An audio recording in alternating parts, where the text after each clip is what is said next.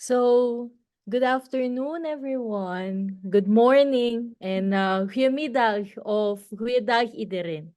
My name is Kenji. I am a volunteer of ICHRP Europe and also a member of Gabriela Europe. Thank you for joining us in this important event, wherever you may be in the world. We have online attendees, as we can see, from the US, Spain, the Netherlands, Germany, Canada, and the Philippines and Australia. This event is collaboratively organized by Viva Salud, a Belgian-based NGO dedicated to fighting for the right to public health in countries like the Philippines, Palestine, and Congo. Quinoa, a youth development organization, Associacio Catalan Pau, a human rights organization based in Catalonia, and of course, ICHRP Europe and Comac, a political youth organization who helped us secure this venue. We will have an open forum after the speakers, so please prepare your questions. Let us make this discussion more dynamic. To introduce the International Peoples Tribunal, its historical and contemporary importance, Theo Droog will be giving us an introduction. Theo is a Dutch human rights activist, longtime ally of the human rights movement in the Philippines and for the Filipinos. He is a chairperson of Nederland-Philippine Solidariteit-Beweging, or Netherlands-Philippine Solidarity Movement. And they're also a member organization of ICHRP Europe. So, Theo, the floor is yours.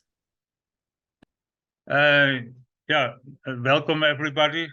I think Kenji already gave a perfect opening of the seminar. Actually, at first also I want to thank Viva Salud and Catalan Association for Peace and the youth organizations Quinoa and Comac.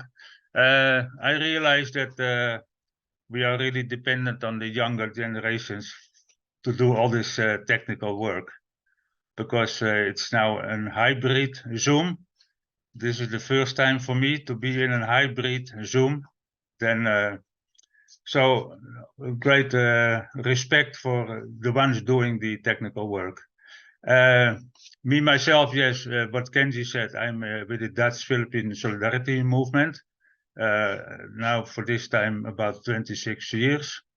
Then we are very thankful that the launching of ICHRP 10 years ago, because there are several initiatives in different countries, but through the ICHRP we can easily have joint activities. Like 2 years ago, they did a great report on investigate the Philippines. So that had a big impact, and then it plays a good role in doing your solidarity work in your own respective countries. So thanks to that, and then at the same time, all organizations who are not yet member of ICHRP, I'm inviting them to become a member of the ICHRP. So next, with this seminar, we will learn more about the human rights situation in the Philippines. I just heard that the two Filipinas, Jet and Jonila, are not present at the Zoom, but there will be a presentation on their case. And then we will learn about the need, why there is the need of the International Peoples Tribunal.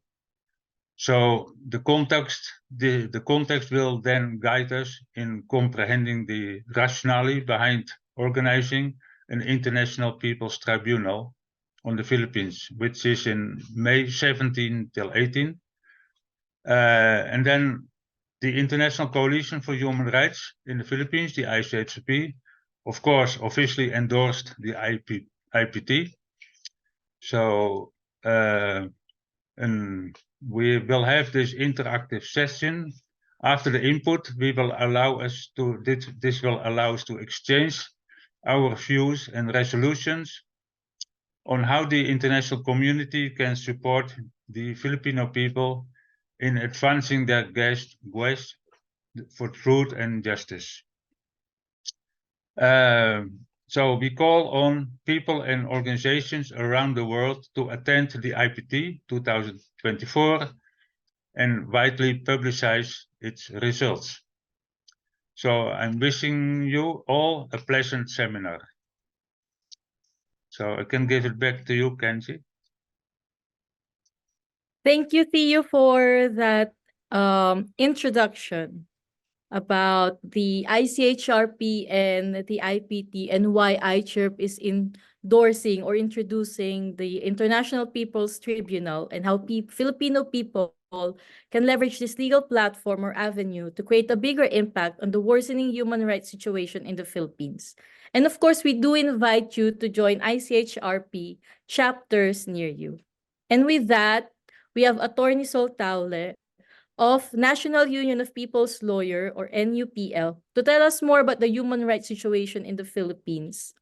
Attorney Taule is a Philippine-based human rights lawyer for Karapatan, and she's joining us live today from Brussels. I was here since March 2 to participate in the 55th session of the UN Human Rights Council. And I'm with 4 others. And supposed to be traveling again with supposedly with our main guests today, Jed Tamano and Janila Castro. But unfortunately, a few days before they booked their tickets, the Philippine government issued a warrant of arrest for them. So they had to attend to their court hearings and other legal cases. I will show you a bit of the background of the case of Jed and Junila, and I'm not sure if you've seen it, but maybe it's good to refresh the live press conference, which the Philippine government attempted them to face the media and admit that they are rebel returnees or members of the Communist Party of the Philippines. But before that, maybe I thought it would be good to give you a brief background on the human rights situation in the Philippines in relation to the upcoming International Peoples Tribunal here in Brussels. So, in your screen is, of course, the very infamous former President Rodrigo Duterte and the current Philippine President, son of the dictator, Ferdinand Marcos Jr.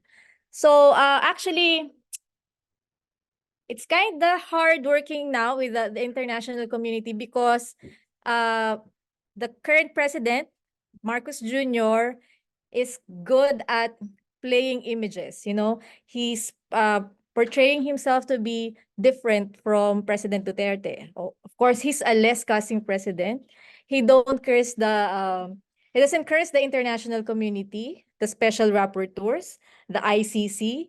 He's pretending to be better than President Duterte. But the question is he really different from the former president, which is a pending case now, by the way, with the ICC? And the answer is a resounding no.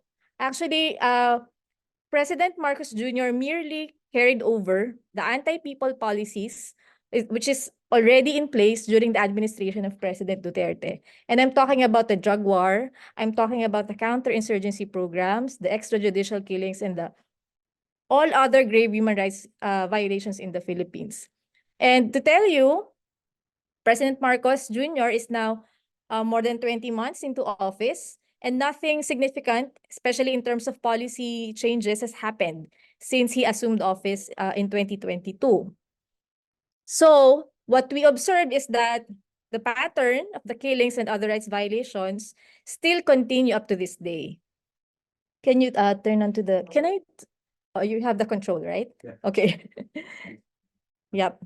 We did this poster of President Marcos Jr. side by the face of the father. So this is written in Filipino, but this one says the author of the crimes is the father, and the son, Marcos Jr., is an accomplice of the father. Why did we say he's an accomplice? Because of course, the Marcos family did not one time admit to the atrocities of the Marcos family. Not once. They did not, of course, return the stolen funds from the Filipino people. they've uh, they've siphoned ill-gotten wealth from Filipino taxes. And of course, I would not mention anymore the gross human rights violations that has happened during the dictatorship of the father, Marcos Sr. So there's been no acknowledgement of the sufferings inflicted by the father's dictatorial regime and no apology from Marcos Jr. Instead, he harps on that tired and false theme of his father's regime to have a golden age in Philippine history. But of course, this is not true because many Filipinos are still poor. The economic conditions has not improved in the Philippines. The gap between the rich and the poor is very, it's very blatant. You can see it. And of course, in order to cling to power and to go back to power, they have to create massive disinformation using the media that, martial law is good and that the presidency of the former dictator is good also. So, okay. Next slide, please. So now, during the time of President Duterte, he created various policies, especially the creation of the, I don't know if you've heard about it, there's a national task force now. It's an interagency task force, which is primarily created to, I know you've heard this, red tag or communist or terror tag activists in the Philippines. Because in the Philippines, they don't differentiate a terrorist from a communist, from an activist. They put it in one basket and all of them are terrorists. So that's how it's dangerous because those kinds of malicious tagging often lead to graver human rights violations. We have so many colleagues who were first tagged as, a sympathizer or a member of the Communist Party of the Philippines, and later on they were killed or they were abducted. So it's a dangerous practice of maligning people just because of their political beliefs or their activism. And so this photo that you see is Miss Irene Khan. She's the Special Rapporteur on Freedom of Opinion and Expression. She visited the Philippines just recently in January 2024. Before her, there was also a visit by another independent expert of the UN, who is Ian Fry, a Special Rapporteur on Climate Change. And both of them have very meaningful interaction and consultations with the civil society organizations, especially those who have been red tagged because of their work. And during their exit statement, this one was during her exit statement in the Philippines, Ms. Khan bravely and courageously recommended the abolition of the National Task Force who red tags activists in the Philippines. Of course, that did not sit well with the Philippine government. And so a few hours after she left the Philippines, she was, of course, as expected, tagged to be working with the communists and terrorists in the Philippines. And that is our organizations. So, but this only proves how desperate the Philippine government is in, suppressing freedom of opinion and expression. They resort to malicious tagging or even as far as abducting people just to silence them. Next slide, please. So this is now the current data, which was documented by my organization, Karapatan, the rights violations committed against the Filipino people, which is very important, can be used as reference, of course, the cases in the International Peoples Tribunal. We have extrajudicial killings in the Philippines. That does not include, the number does not include cases of extrajudicial killings in relation to the drug war, because I think there are about 500 plus victims of EJ case in relation to the drug policies of the government. Of course, it doesn't match the killings under the Duterte administration because during the Duterte administration, there were about 30,000 or more killings of, they say, drug-dependent individuals. But the government said, no, it's not 30,000, it's just 7,000. So they decreased the number. But still, no, the policies about the drug war in the Philippines did not stop. In fact, it continued. The narrative of Nanlaban or people who fought back and they planted firearms, it's still there. Just to justify that these people deserve to die because they draw their firearm and fight back to the police, which is, of course, a very old and worn out defense of the police. So in the Philippines, there are around 89 activists, civilians, human rights defenders who were killed in the name of the counterinsurgency programs of the Philippine government. There's a lot of data there. It's all numbers. You can see it. But I think what is also important is the tens of thousands of victims of forced evacuation, threats, harassments, and intimidation, and indiscriminate firing, all the community violations. Because this happens in the Philippines in far-flung areas where the military is camping in that area, because most communities in the rural areas in the Philippines are alleged to have been camped by the NPAs, or the revolutionary groups. And so what the Philippine military do is they bomb the entire community, which affects the livelihood of the people there. They have to forcibly evacuate and seek refuge in some other places. And increasingly is also the data on enforced disappearances. We've documented 13 cases of abducted activists. Their whereabouts are still unknown up to this date. And it's very alarming because one living example is Jed and Jonila, who's supposed to be here. They've survived an abduction last year. Before them, there were two activists in Cebu who was abducted in broad daylight in a pier in Cebu. So because someone in the age of social media, someone took a phone and took a video of what was happening, and that's how their organizations and their colleagues got to know of the incident. So after that, they looked for these two activists, and they were abducted by state forces. Next slide, please. So these extrajudicial killings, of course, as what I've said, in light of the IPT, it's not true, because the Marcos administration was saying, and even the Duterte administration is saying, oh, we have domestic mechanisms in the Philippines. We have courts. The courts are fully functioning. You can resort to the courts if you want justice. But as a lawyer myself, I would say that domestic mechanism failed the Filipino people. We have filed so many cases against government officials. We've even filed writ of amparo or protection writs against President Duterte then. It was all dismissed. I mean, in times of these kinds of situations, where do we turn to? We all know, I mean, I don't, of course, I'm a lawyer and I have firsthand experience on these cases. And I also experienced disappointment in handling all of these human rights cases. So, Duterte is now facing a case before the International Criminal Court for crimes against humanity, but mostly because of the drug war that he did way back when he was a mayor in Davao City. So now the question is, will the Marcos administration allow the ICC to enter the Philippine territory, knowing that there's an alliance now between the Marcoses and the Dutertes? But in the Philippines now, there's been a very visible crack between the alliance of the Marcos and the Dutertes, because both are clinging to power. Both need to survive.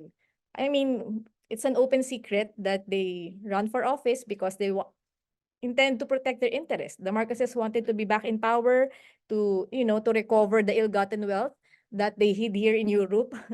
And the Dutertes wanted to go back to power because the father is facing complaints before the ICC.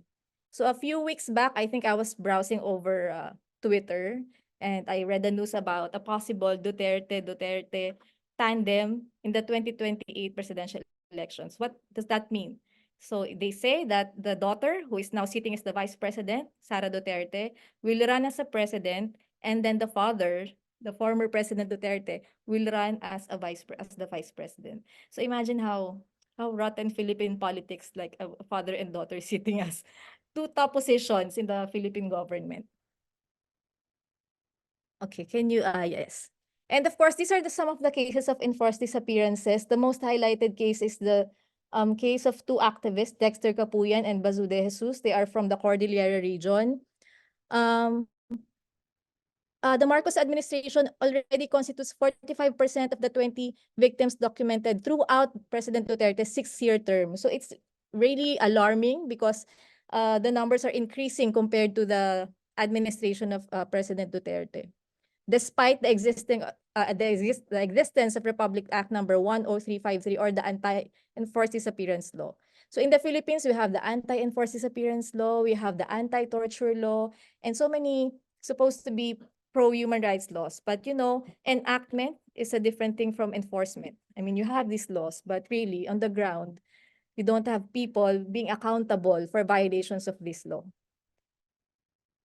Next slide, please. And of course, these are some of Diane and Armand are the two of the activists that I told you about. The two activists abducted in broad daylight in Cebu, in a port area. And that one is Amanda Echaniz, the daughter of a slain National Democratic Front of the Philippines peace consultant. She was arrested after a month after she gave birth. So the police raided the house where she's staying, and then the police are saying that she's hiding firearms and grenades and explosives in her room with her baby. So those kinds of incredible stories. This woman here is Frenchie May Cumpio, the youngest journalist in detention in the world today. Same story. She was arrested with Alexander Philip Abinguna. We fondly call him Chakoy. He's from Karapatan. They were together when their office was raided during the wee hour. And also, same thing with Amanda. The house was planted again with firearms and explosives to justify the narrative that, look, these are not simple activists. These are members of the New People's Army hiding firearms and explosives in their homes. So, and these cases are non-bailable in nature, I tell you, which makes them suffer behind bars for the rest of their lives if proven guilty. Of course, and the case of Jed and Jonila. Next slide, please. So these are the huge numbers of political prisoners in the Philippines as of December 30, 2023. But now it's March. I think it's 800 now, the numbers. So we have about 800 political prisoners in the Philippines, and 89 or more probably are arrested under the administration of Marcos Jr. We have women, 164, and the FP or the peace consultants, 17. We have sick political prisoners and elderly political prisoners. Recently, I think there were political prisoners who died while in prison because of, we have very congested jails in the Philippines, very terrible conditions. I do have political prisoner clients before who were pregnant, stayed in jail, and whose baby died because, of the subhuman conditions in jail. Next slide, please. And then, of course, this is very important because I think this is the meat of the IPT that's going to happen. The violations of the international humanitarian law, including combatants and peace consultants of the NDFP, experienced the most brutal of violations. The photo up in the top one is a photo from Bohol, which happened recently, I think a month ago. There was, I think, the military is saying there was an encounter between the NTA and the military, but residents of that place would say there's no encounter. And then if I'm not mistaken, 5 people were killed in that incident, including a newly passed lawyer. She's not yet a lawyer because she has to take the Philippine oath, but she passed the Philippine bar exams. So she took the revolutionary path, and of course, she knew that there is no justice in a reactionary system. So she took the revolutionary path after passing the Philippine bar examinations and served the marginalized people in her province in Bohol. So she was killed in that incident. And many other cases of violation of international humanitarian law, especially those hors de combat, sick and could not, defend themselves, unarmed revolutionaries who are being killed. And these two are Wilma Chamson and Benito Chamson, who where the government set up a crime scene. There was a boat, and they let the boat explode with their bodies, and they make it appear that these two fought back with the military when in fact they were abducted and possibly tortured. So the Philippine military was that desperate to set up a crime scene to make it appear that, these people are really armed and dangerous. So I think that would be the very meat of the International Peoples Tribunal, because a lot of violation of IHL, or the international humanitarian law, happen in Philippine rural areas. There are families massacred just because they are alleged to be supporting the New People's Army. Some people are abducted, and practically the entire village is displaced because, military are bombing these places, creating fake encounters, threatening civilians to surrender, and parade them in front of the media and admit that they are rebels. In fact, they are not. Okay, next slide, please. Okay, so what can we do? Of course, number one is to support the International Peoples Tribunal and continue to monitor and drumbeat the state-perpetrated violations in the Philippines. It's so hard, I mean, I admit, because the Marcos administration is good at pretending pretending that it's a better government than the Duterte administration. We continue to call for justice and accountability, not just in the Philippines, but in the ICC, that the ICC should be allowed to enter the Philippines, arrest Duterte, and support victims and survivors of human rights violations. And I think in relation to this, I would like to show a video of Jed and Junila, because they're supposed to be here. Just a brief context before the video is played. Jed and Junila are activists in the Philippines. They are working for anti-reclamation, because in the Philippines, it's a thing, malls and subdivisions, they're going to dump land to extend the spaces in the sea. We have that mall in the Philippines that is practically standing in the sea because it's dumped with land. So Jed and Junila are anti-reclamation activists because the communities around that area, especially the fisher folks, will be affected by the reclamation projects. And the reclamation projects are funded by a Dutch company called the Boskalis.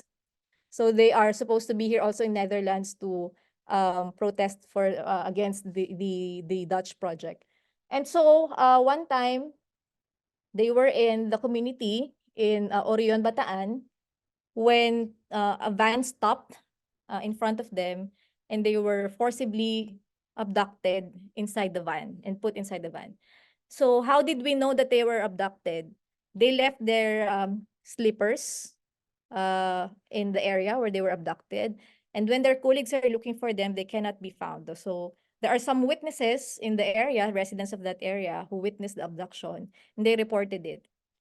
So they were gone. Their whereabouts are unknown for 17 days. We don't know where they are until one day there was a press conference that was organized by the National Task Force to End Local Communist Armed Conflict. The task force that I was talking about earlier, this was basically their job is to red tag or communist tag activists. So they arranged that press conference with the town mayor, that woman, beside the military man. So the mayor was, well, apparently clueless of what is going to happen. She thought that this is just a simple press conference. And then she was surprised because the military expected that the two will say that they are rebel returnees. Because before that press conference, they already tortured these two girls. They are saying, we will have this press conference, and you have to say that you are rebels. You have to admit that you are members of the Communist Party of the Philippines, and we're good. They made them sign an affidavit admitting to all these false accusations. So this is that time when they were paraded in front of the media. I put some of the English subtitles so you can understand, because that's in Filipino. So this is how the plot twist happened. They did not follow what the military wanted them to say. Instead, they said these things. Just refer to the subtitle, please.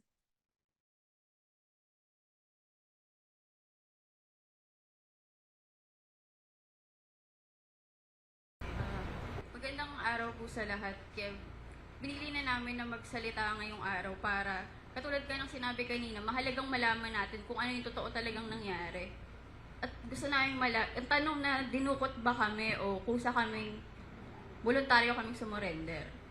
Ang totoo po dinukot kami ng mga militar sakay ng van.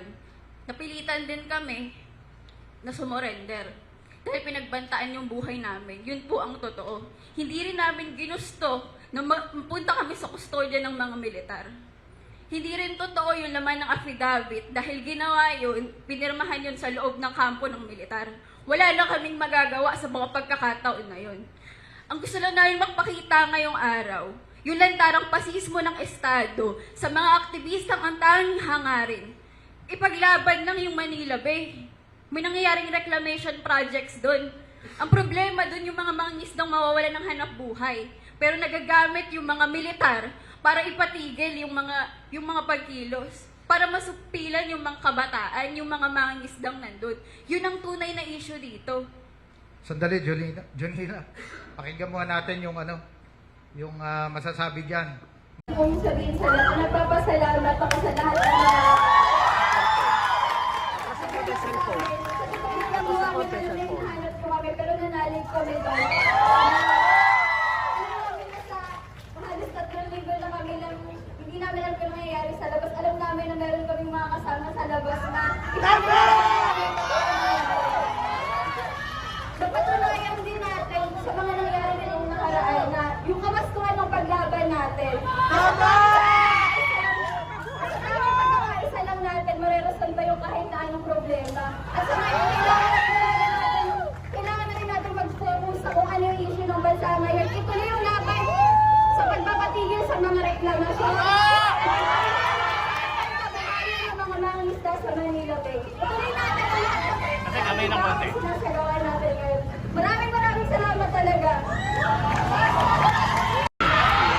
Gusto ko lang din po magpasalamat sobra kasi hindi naman po namin magagawa ito ng mag-isa lang po kami.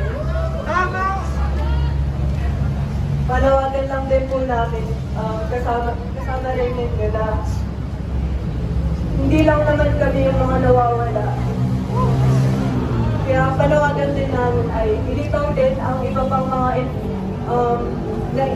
enforced disappearances na alam naman natin kung saan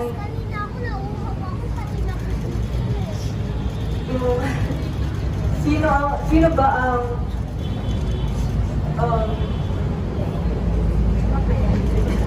ipakala sa mga lahat ng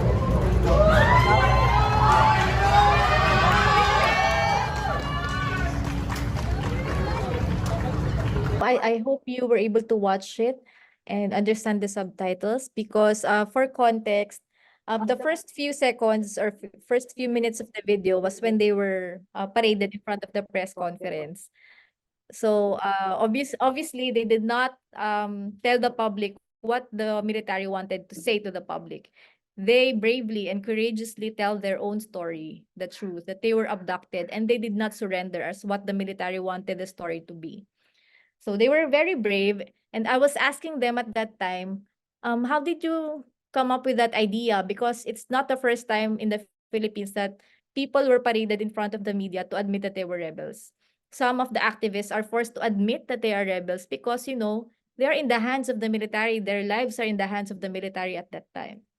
So I asked Jed and Janila, did you talk about this? Were you able to send signals to each other? How did you talk about not saying what the military wanted you to say? So Jed and Janila said that they had, I think, they signed language. They made signals in their hands that this is it. We will do it now. There's no other time. We will tell our story. We will not lie in the public. So they were very brave. And at that time, I asked them if they know that there are people waiting for them outside. And they said they have no idea. So that means they really risk for their lives saying the truth because they didn't know that they will be rescued at that time. At that moment, people from Karapatan and other organizations were watching the press conference from their offices. So we were surprised that, oh, they've been abducted and now they're on television saying these things. So when we knew that, we saw that they are already saying the truth, all the people went to the place where the press conference was happening, and they were demanding for the safe release of the two activists. So people are screaming outside. The second clip that you saw, that's when the people already went to the area where the press conference was happening, demanding for the safe turnover of the two activists. So the military and the town mayor had no choice but to turn over the two activists to the National Human Rights Institution and their family and their organizations. So it's a very brave thing to do, because most people, if your life is threatened, of course it's normal to do self-preservation and to admit to all sorts of lies, even if it's not true. But these two women, I mean, it's a very brave thing to do, because they didn't even know what will happen next. They can be killed, they can be gone and not be found again, but they do a very courageous act, which is worth emulating, of course. So that's the story of Jed and Jonila. But that did not stop there. After they were rescued by the people on that date, the Philippine military filed a case against them. Imagine you are the one abducted, and then you were the one charged with so many cases. So the Philippine military said, no, you signed an affidavit with us saying that you are rebels, saying that you are connected with the Communist Party of the Philippines. You swore this in front of a notary public. This is a valid document. So in the Philippines, if you swore your affidavit in front of the notary public, that's a public document. And if you lie, saying that it's not true, you will be charged, and you can be charged with a case of perjury, saying that the statement is perjurious. So the Department of Justice in the Philippines filed a case against them for perjury. And then it went on. The case was dismissed, but the prosecutor said, oh, this is not perjury, but this is grave oral defamation. So they said untruthful things, but this does not constitute perjury. So instead of perjury, the one that was elevated to the court is a case for grave oral defamation. And then later on, the court issued warrant of arrest for them. So because of those kinds of attacks, Jed and Jonila filed for a protection writ before the Supreme Court. So in the Philippines, we have this protection writ called the writ of amparo and habeas data. You can file it if you have threats to your life and liberty. And then the Supreme Court granted it. And then they have a court hearing for that during this time, and also with the criminal case that they are facing. So the attacks against them are so relentless that, I don't know if it's intentional, that they were already released with a visa and now they cannot travel anymore because they have to deal with those kinds of cases back in the Philippines. But the good thing is that, their courage is, as what I always say, it is infectious. I mean, especially for young people. And you would see that, hope springs eternal, as what I say. Despite what's happening in the Philippines, despite the human rights situation in the Philippines, you have this very brave youth, which is, you put your hope in them. You place your hope in this kind of young people. So I guess that's it. If you have questions with the case, maybe I could answer if I know it, if I'm very familiar with it, and other issues about human rights situation in the Philippines. If you guys have questions, I don't know if they can do it now or maybe later. Is it now? Okay, we can do it later.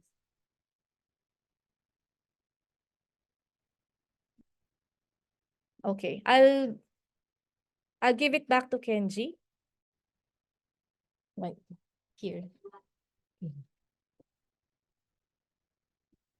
So thank you, Attorney Sol, for that presentation. That is already very comprehensive, from comparative overview of or the continuation of the anti-people policies of the Duterte administration, and how Marcos Jr. is not only a namesake of his father, but also actually copying what his father did. We've heard how desperate the government of the Philippines is in suppressing the people's movement, and how organizations and individual human rights defenders are considered terrorists. We've seen the staggering numbers of violation At the same time, it showcases the importance of people's movement such as Karapatan and ICHRP in not only documenting the cases, but also in exposing such heinous crimes against the masses. Attorney Sol also touched on the biggest scandal and question of our time, the question that is always asked by those interested in the Philippine politics, the fatal combination of the Marcos Duterte administration.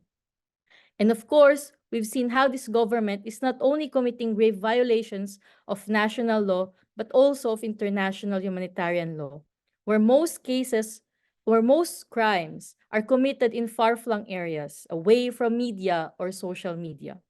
Attorney Sol also gave us some action points that we can and we should support as international activists.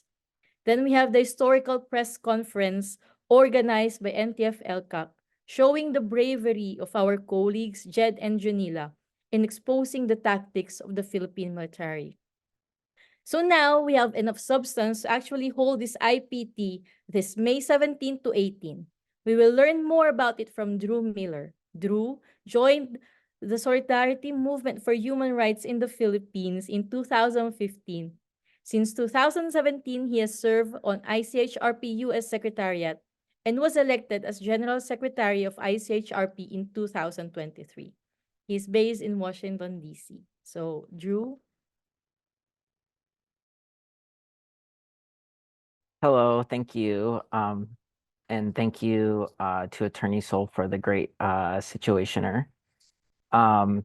I'm really honored and excited to be talking about the International Peoples Tribunal because I know it was mentioned I started getting organized in 2015 around the Philippines. And it was just during that time when I was joining a local organization called Portland Committee for Human Rights in the Philippines, where someone said, "Oh, can you, there's an IPT happening in Washington, D.C. Can you go next week?" And I said, "No, I can't go because it's next week."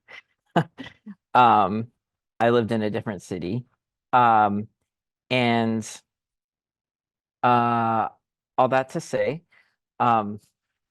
I'm excited to talk to you on March 18th because what this means is that there's 2 months until the International Peoples Tribunal.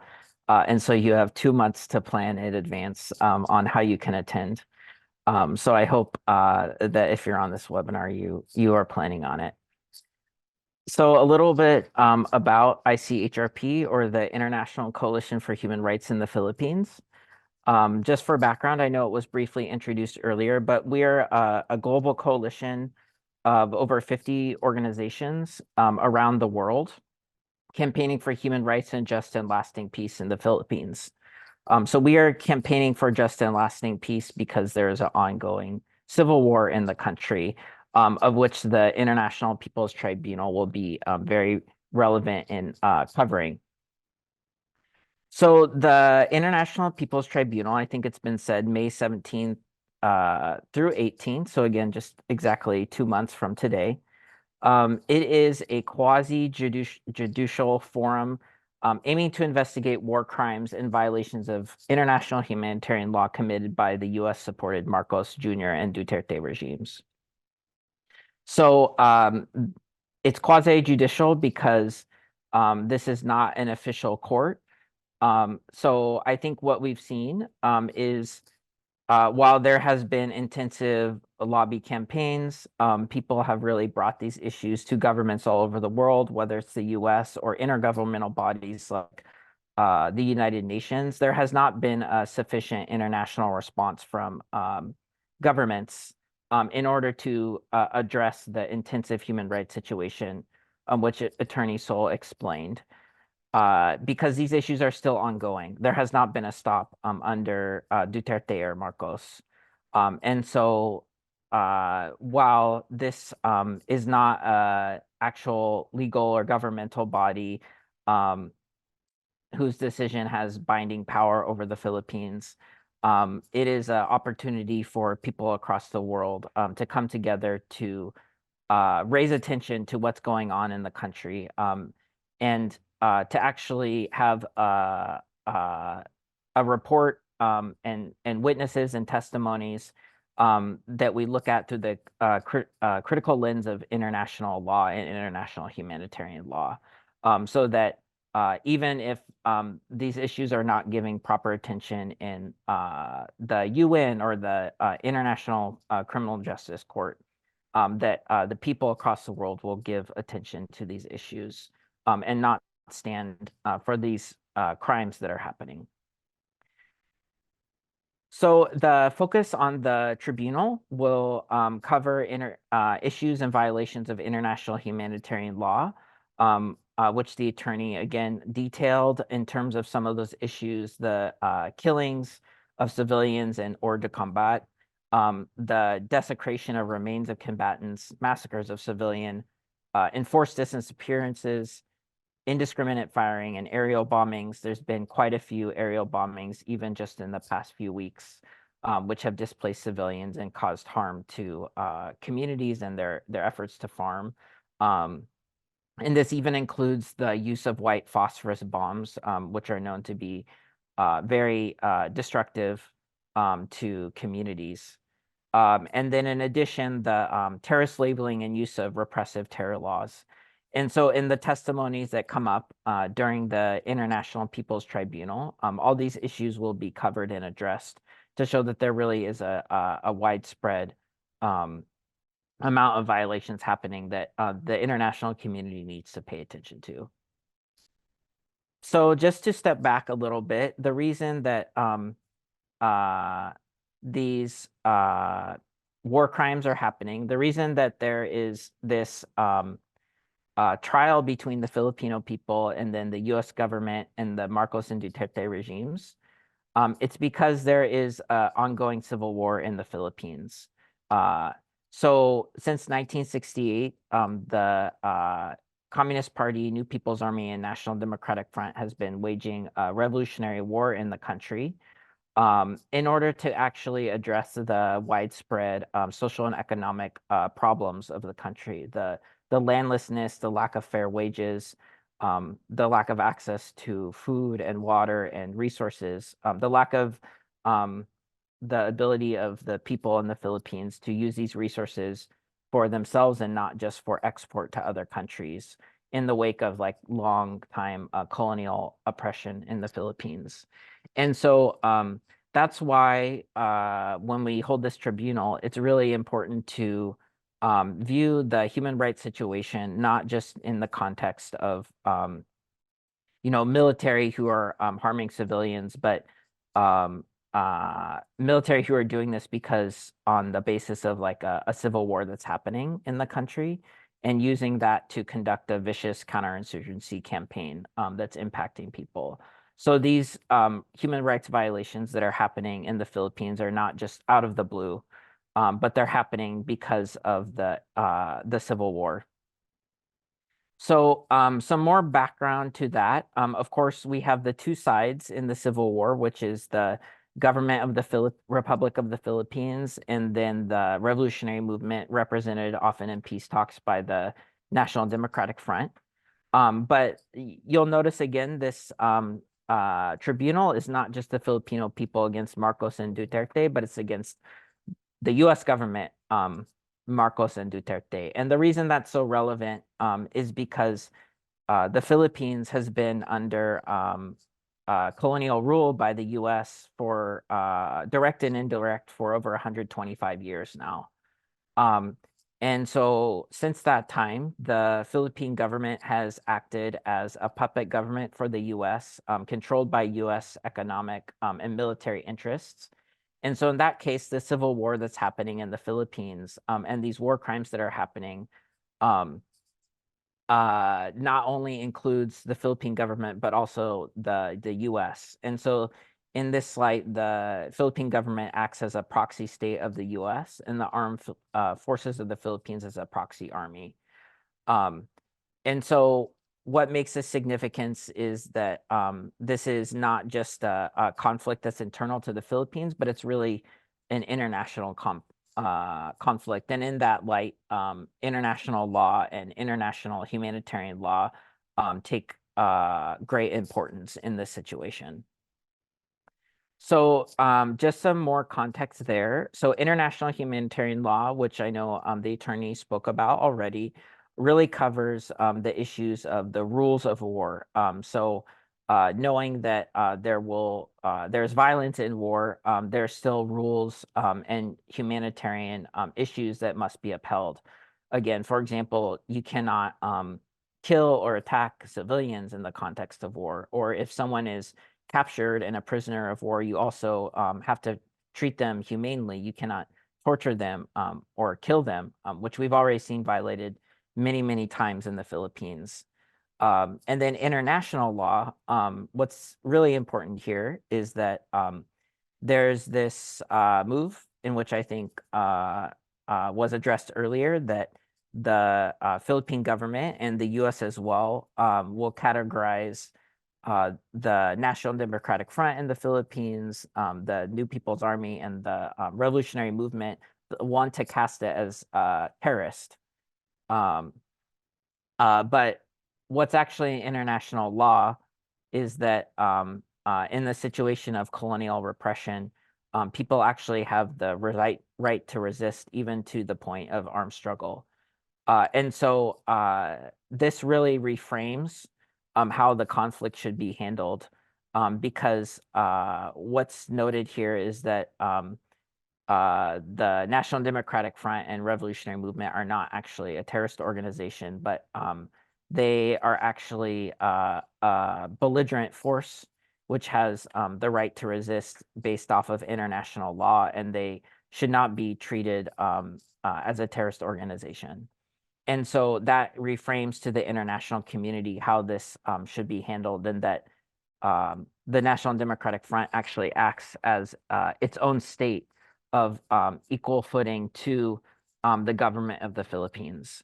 And so it's under this international law in which the conflict should be viewed and approached.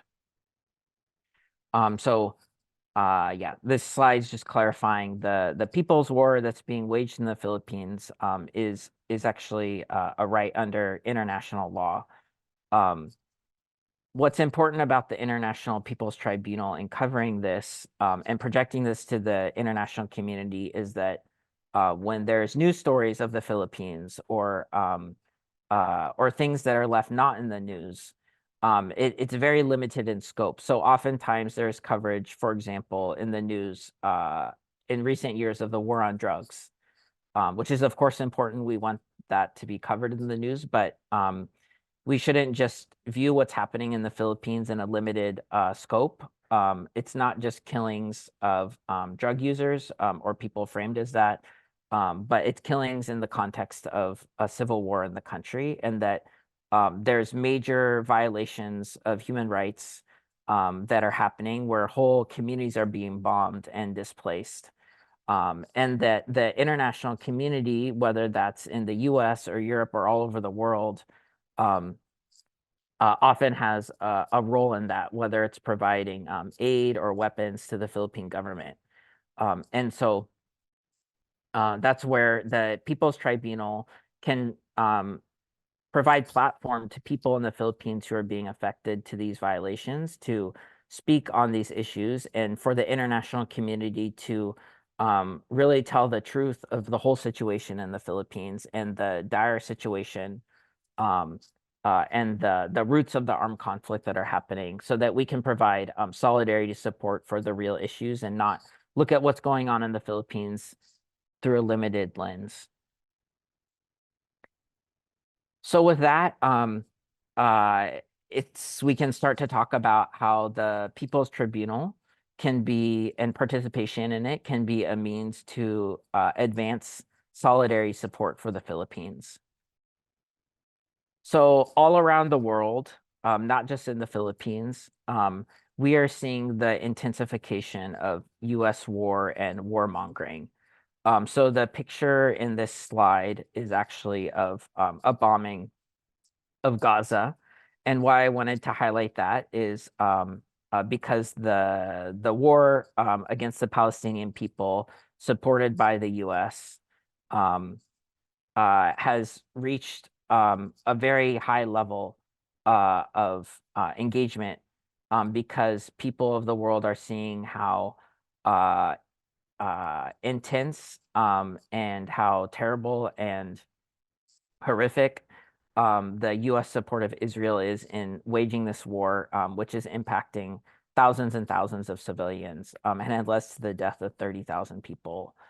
So we're at this time where the number of protests and international condemnation and criticism of the U.S. government, the world is really becoming more critical, and it's an opportunity for us to build a stronger opposition movement. But this is not just happening in limited places. This is all over the world. So in the way that the U.S. uses Israel as a key location and linchpin in its plans to expand its influence all over the Middle East, and in the same way that there has been the increasing war between the U.S. and Russia and Ukraine, and the U.S. has used the war in Ukraine to try to expand its influence and to maintain its global power while Russia becomes stronger. The U.S. also uses the Philippines as a key outpost for its military and economic interests. And so U.S. war is happening and increasing all over the world. And so it's really important in this moment that we continue to build and expand our solidarity against U.S. war and militarism, so that we can stand against these crimes that are happening, and to express our outreach. So in the context of the Philippines, maybe just going back a little bit to the previous point about how the Philippines is used for positioning for the U.S. Even if you look at the plans of NATO, the North Atlantic Treaty Organization, which is a military alliance that's really led by the U.S. but comprised of U.S. and European countries. NATO itself has declared that in addition to the issue of Ukraine and Russia and its support for that war, it also has declared that the military buildup against China is one of its priorities. And that is, again, where the Philippines is impacted, because the Philippines stands as a key outpost for the U.S. And so right now there's ongoing major military buildup around the Philippines, which is led by the U.S. but is inclusive of many other countries. So including a lot of NATO members. So even in this past year, we've seen an increase of the military exercises that the U.S. holds in the Philippines. Those are also engaging other countries like the UK and France. And then there's also major arms deals being produced right now that can help the military build up in the Philippines against China. And those include countries like Spain and France, and then also India and South Korea and Sweden. And so all countries over the world are participating in this military buildup in the Asia Pacific, in addition to all the other wars. But while that's happening, the reality is the Philippine government cannot give its full attention to the U.S. military buildup against China while it's still fighting its own civil war and counterinsurgency. And so the U.S. is continuing to pour millions and millions of dollars, whether through monetary donations or military equipment or training, into the counterinsurgency that's happening in the Philippines, that's behind all these war crimes. And so the U.S. continues to play a major role there. But that being said, while this increasing militarization is happening around the world and in the Philippines, there's also an opportunity to fight back. So there is a solidarity movement that exists opposing these things. So Brandon Lee is actually a Chinese-American citizen from San Francisco who moved to the Philippines and was a part of the struggle of the people for self-determination in northern Philippines in the Cordillera region. So Brandon is actually someone who, after he moved there and lived there for a number of years, he was so entrenched in the struggle that he was also targeted by the Philippine military. And so the Philippine military had an assassination attempt against his life in August, nearly 5 years ago this year. And he was able to survive, but is now paralyzed.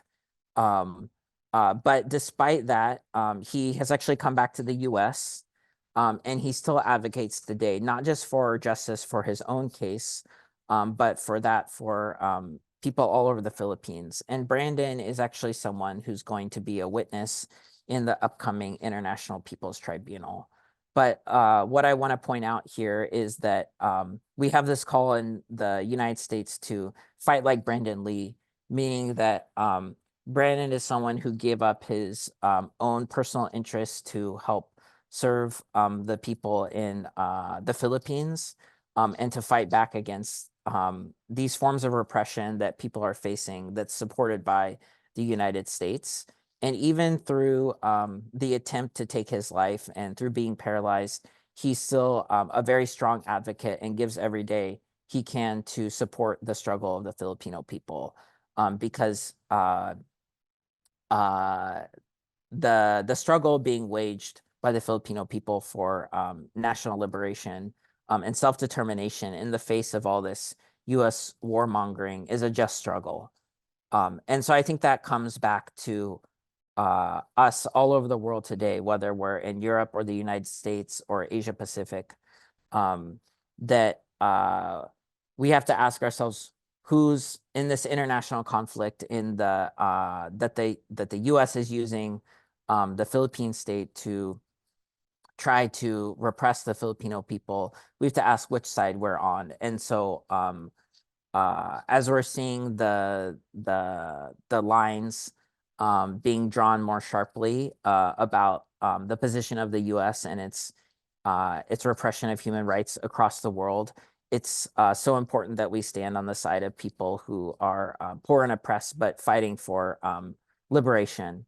And so through this International Peoples Tribunal, it's an opportunity for us as people all over the world to give greater platform to the people most impacted and to promote their struggle so that we can all also be liberated from the forces of militarism and warmongering across the world.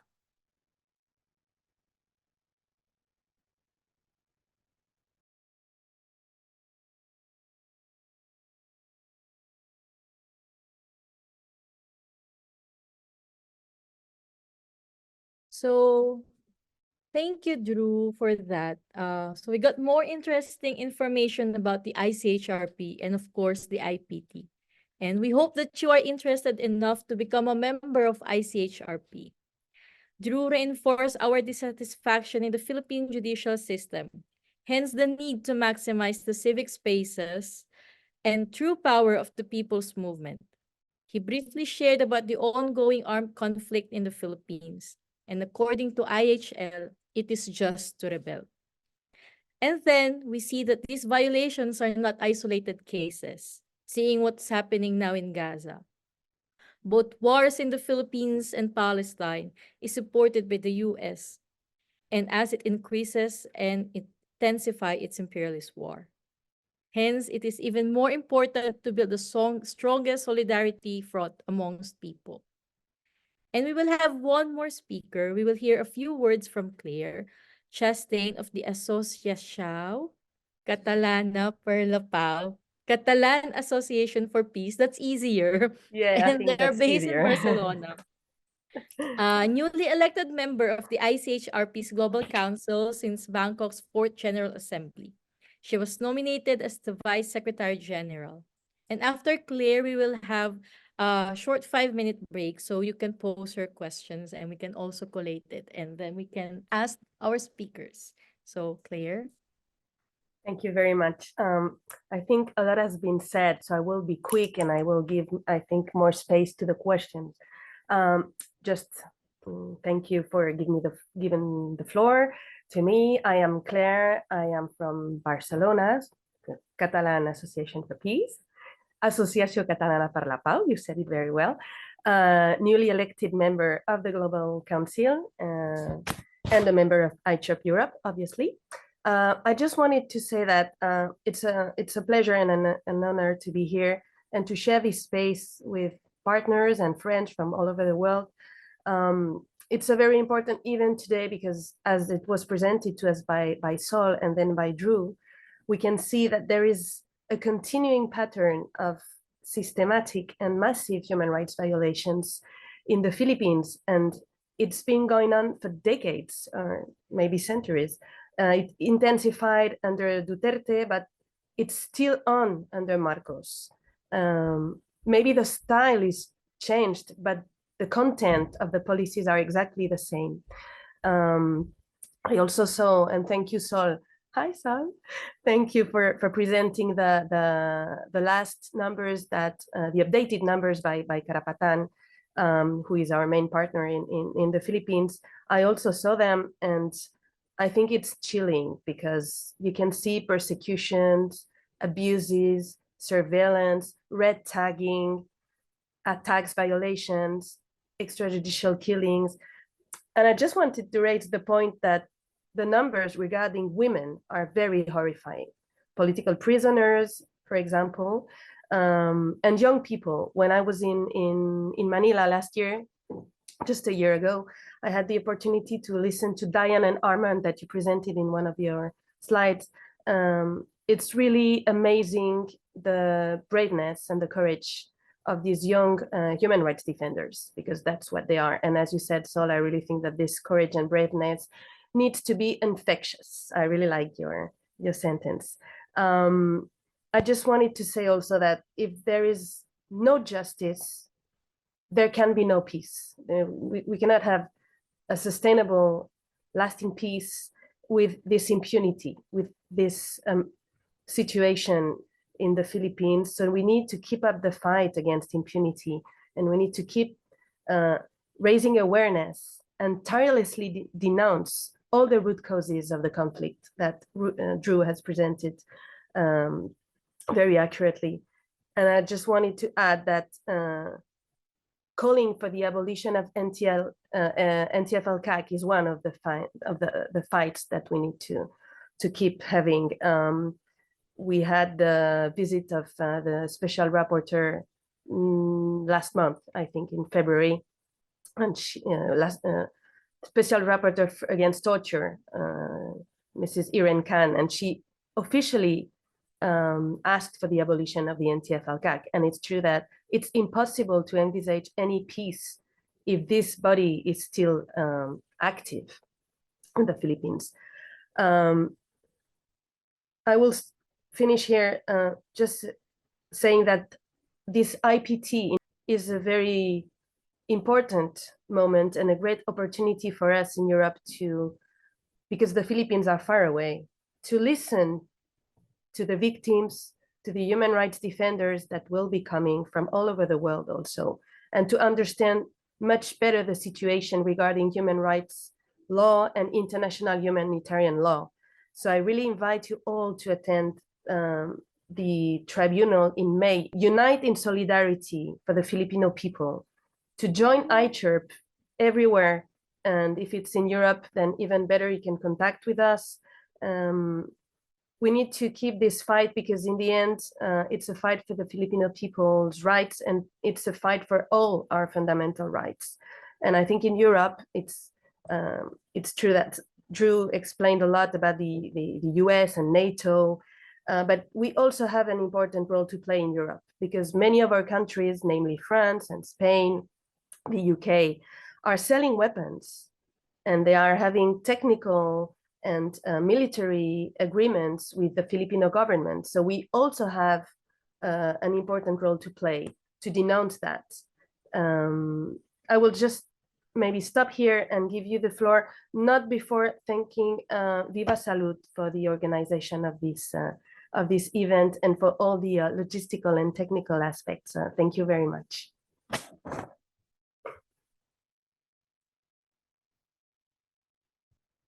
I may have one question then. Okay. About the tribunal that is going to happen in May. What are really the political outcomes that you expect from these 2 days tribunal? Mhm. I mean, we know that Duterte, the duet, Duterte Marcos will probably not follow the work, Yeah. and they will not take seriously the conclusions Mhm. of the tribunal. So Mm. based on your former experiences of similar tribunals in the past over different cases, do you have any specific Yeah. expectations? Yeah. You want Drew to answer it? Did you hear the question, or we can repeat? So we have a question from the floor, and they're asking what are our expectations about the outcome of the IPT, given that Marcos and Duterte will naturally not follow whatever is the resolution of that IPT. So anybody wants to answer that And what are question? the experiences from the past IPTs? Thank you. And what are the experiences from the past IPTs?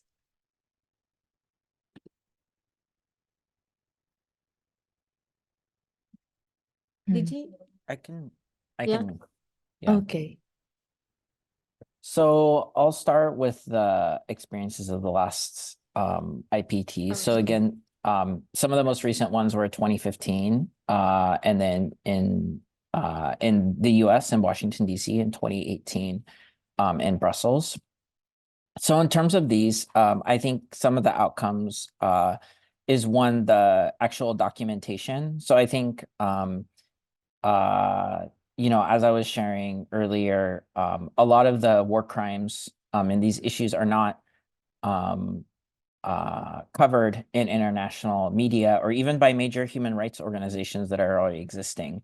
And so I think the documentation and the ability to share this information to the global public through education and organizing is a very important outcome. But I also think on that second point about organizing, that the previous International Peoples Tribunals have played a major role in being able to mobilize solidarity support for the Philippines amongst different people across the world, whether that's from church or unions or lawyers. And so I think a major outcome and expectation is to help increase the solidarity support that's happening so that we can build a people's movement that is going to support people in the Philippines, even while the US government or different governmental bodies will not.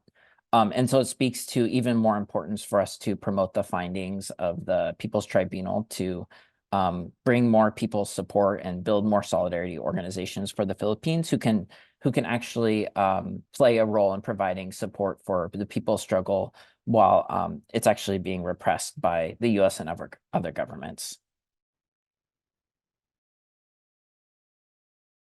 I think Berna wants to add to that. Go ahead, Berna. Hi, yeah. Sorry, random person that just popped on the screen. I work with Drew in the Global Secretariat of ICHRP, and I'm also with the Tribunal Planning Committee. And I just wanted to add to what Drew said is that I think broadly, the experience of the past tribunals have contributed to building and broadening the global solidarity movement for the Philippines, mainly by raising visibility, by giving a platform to victims to speak or to testify in public open spaces to parliamentarians and to other allies around the world about what's happening in the country, that's not being covered at all. And I think too that as much as we can talk about endlessly about all of the different imperialist war and all the different reactionary regimes that have implemented their own version of counterinsurgency, those are objective realities. But what is just as objective and real as these imperialist apparatuses is also people's resistance. And I think that the NDFP placing these charges of war crimes to the US counterinsurgency programs as implemented by Marcos and Duterte also give platform to understand and learn more about the people's resistance in the Philippines and how it has also lasted for as long as repression has lasted. And I think as Solidarity allies, we also sharpen our solidarity by supporting the people's struggle. There is solidarity because there is the Filipino people are fighting, and that solidarity is to support that struggle of the Filipino people first and foremost. Yeah. I think. Thank you, Berna. We have one more question. It's how can we use the findings of the tribunal to follow up with a possible case at the ICC or ICJ versus Duterte and Marcos? Do you want to answer? I just probably a quick answer to that. I think well, in the Philippines we have a very narrowing and shrinking civic space, and I think the IPT is a very good platform to expose the Duterte and the Marcos government and to push for the Philippine government to take accountability. I think the Marcos government is very sensitive to what the international community is going to say about his administration and his policies compared to Duterte, who, just this about anyone in the international community. But, this is what makes Marcos different from Duterte. He cares so much about the image of his administration because, he's trying to rebuild the name of the Marcos family. So I think this is a good platform to pressure his government to prosecute Duterte and to make him accountable for his crimes, not just with the drug war, but all other cases of human rights violations in the Philippines. I hope I answered that. Is there any more questions? Iba pa ba yun?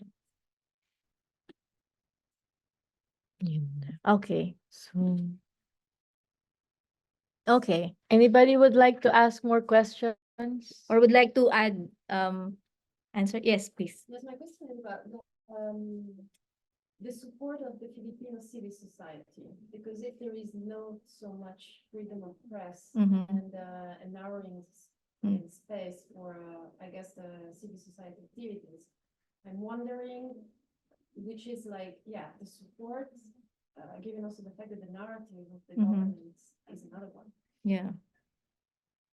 So what How broad it is, the support in the civil of the in the Philippines? Yes, Yeah. in the Philippines. Yeah. Well, the very good thing, we have a very good members of the people's movement in the Philippines. We've been through a lot of challenges, especially now that we have the anti-terrorism law. A lot of our organizations are tagged as communist or terrorist supporters. A lot of our organizations, the funds of our organizations have been frozen for alleged financing terrorism, even those funds that came from EU organization, the EU itself. So I think, the people's movement in the Philippines understand how important it is to be on the forefront of the struggle despite all of these challenges. No, despite the red tagging, despite all the anti-terrorism law, the financing terrorism, people are trying to resist. And because they know the justness of the struggle that they're doing. I mean, we cannot allow another Marcos to commit such grave violations as the father. So I think many Filipino people knew that from the very start. The moment they oppose another Marcos in power is really a good thing. And they continue to oppose the Marcos and any other Marcos who will follow from, doing the same thing. And just like what Dave said, international support is really important. Even pressuring your governments to not give military aid to the Philippine government, pressuring your governments to impose sanctions with the GSP plus. That's really important to put hard pressure on the presidency of Marcos to respect human rights and to adhere to its international humanitarian law obligations also.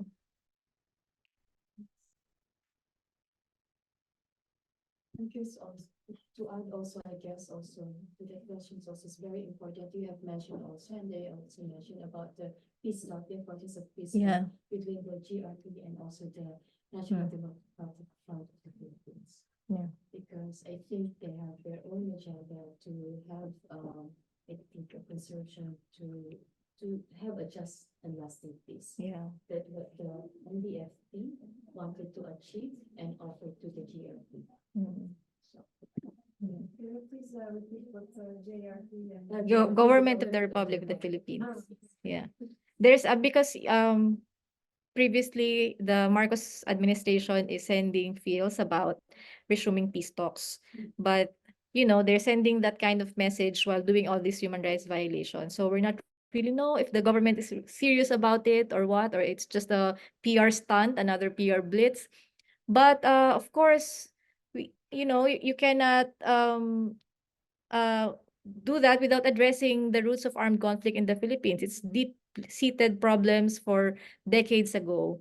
Armed struggle did not sprouted like, mushroom in the Philippines, that there's just rebels out there and revolutionaries because, of the deep-seated problems of poverty, injustice, and oppression. So as long as it's there, no matter how many terror law you put in place, no matter how many counterinsurgency programs is there from one government to another, as long as people are landless, there's no economic security, and there's still killings and all the violations that we mentioned earlier.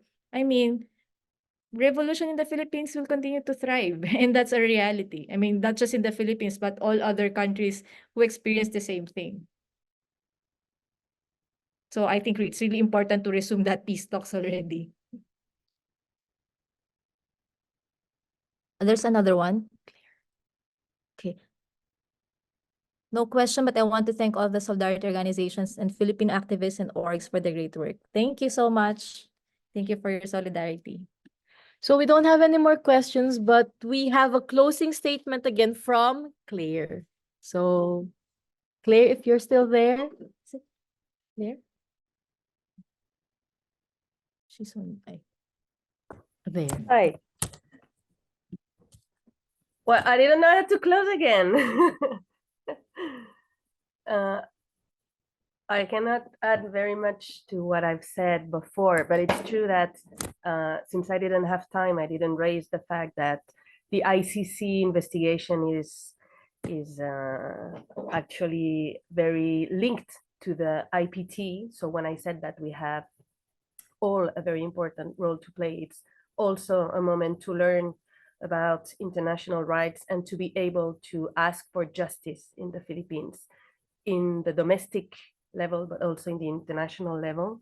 And I also didn't mention the peace talks, but I think that's a really crucial moment when this IPT will take place, because hopefully the first round of negotiation will be taking place in that spring. We don't know exactly when and where, but we really hope that it can be simultaneous. So I think it's a very powerful moment that the IPT can also have on this civil society level. And what I can say, and I already said it in many fora, but I think that the resumption of the peace talks is something that all civil society, political forces, progressive forces are asking in the Philippines and all over the world. It's really, it will not be able to achieve peace in the Philippines if there is no negotiations, besides, as it has been said, the other means that are legal and legitimate. But the root causes of this conflict require in-depth work from all the society and internationally also from our solidarity. And it obviously goes through this peace talk resumption. So again, I just want to thank all the participants. I think that it has been a very interesting space with very complementary interventions. Thank you, Sol. It's always very interesting to listen to you, and I hope that I see you soon when I go back to the Philippines. We'll be waiting for you, Claire. You're always welcome in Manila. Yeah. In June, I hope so. We're organizing this with Karapatan, and I also want to raise the point that it's important to visit the Philippines. If international delegations from your country, your NGOs or other institutions that you are a part of can go and visit the Philippines and be able to learn and to listen firsthand and to see what's happening there, it's useful afterwards because it's not so easy to convey all these messages. And when you listen to them firsthand, it impacts you in a way that helps you be infected by the braveness and courage of the Filipino people. So thank you again to Viva Salud, to Sol, Drew, Berna. Thank you very much to everybody for attending this webinar, hybrid webinar. So thank you everyone for joining us online and also on site. So see you in 2 months.